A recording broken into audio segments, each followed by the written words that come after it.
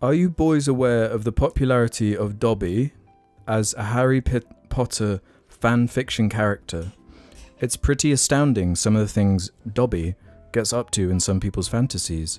Kind of adds to the Dobby's Gina lore that has been established. Are we talking about the fanfictions that are of sexual nature? Oh, of course. So we're talking about Dobby's literal Gina getting pounded. Well, I've got one here called A House Elf's Needs. Oh, what do you reckon? Bro, no. Like last episode, you guys got of your buzzer. When you want it to stop, you buzz, yeah? Okay. This has actually got a warning. This contains slash and some very strange Dobby pairings. Slash. Continue at your own risk. I don't know, it just says SLAS. This contains gash. This contains infinity slash. Continue at your own risk. The author cannot be held responsible for squicking anybody. The hell does that mean? I assume like grossing someone. Okay, read and enjoy, and don't forget to review. I don't own Harry Potter. I wouldn't want to either. The rain beat against the window panes, tapping on the glass with a continuous, irritating rapping. It was a stormy night. The wind was howling outside, whistling around the eaves of the cabin. Inside, though, the room was warm and snug. A fire crackled merrily, throwing dancing patterns of light on the walls. This sounds like the start of a Red Dead Redemption fanfic. Hagrid sat firmly, enconced in his big armchair, darning socks. At that moment, though, his hands were still. He looked dubiously at the eager house elf in front of him. "You're too small, Dobby," he explained. "I'd rip you open." "Dobby stretches, sir." The house elf said breathlessly. "Please, sir, Dobby wants you to." Hagrid studied him, musing to himself. "A tiny mite like yourself and an elf giant like me? Nah, Dobby, why'd you want to do this so bad?" Auditioning for the goddamn audiobook. Yeah. Why are you doing the voices and everything? Dobby gazed up at him avidly, tennis ball eyes watering. "Dobby is an outcast, sir." He squealed plaintively. "Other house elves do not approve of Dobby. Dobby admires Harry Potter very much, but he needs more, sir. Harry Potter." He looked guilty and lowered his voice to a whisper. "Harry Potter's not big enough to fulfill Dobby's needs." He looked horrified at himself and started banging his head on Hagrid's table. "Bad Dobby, bad Dobby."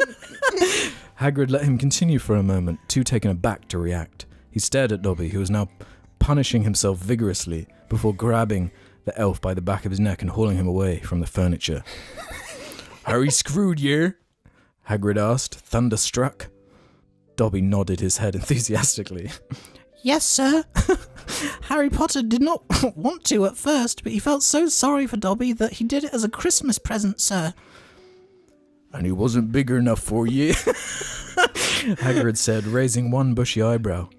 The way he looked at Harry's wand would have been the diameter of a pencil if Dobby considered him poorly endowed. Poor kid, he thought. Dobby likes Harry Potter. I'm surprised you guys, you must like this. You haven't pressed the buttons yet. I was waiting for the button. It's written so, with funny. such grandeur and energy. Yeah, and it's kind of it's kind of stringing me along. Dobby likes... Oh, hang on, gotta do the voice. "Dobby likes Harry Potter very much, sir, but he is wanting more." Dobby squeaked earnestly. "Ever since Dobby is freed, he has only his friends to keep him busy, except for Christmases." "Nothing else, Dobby?" Hagrid asked. Dobby looked embarrassed and tugged at the tea curtain.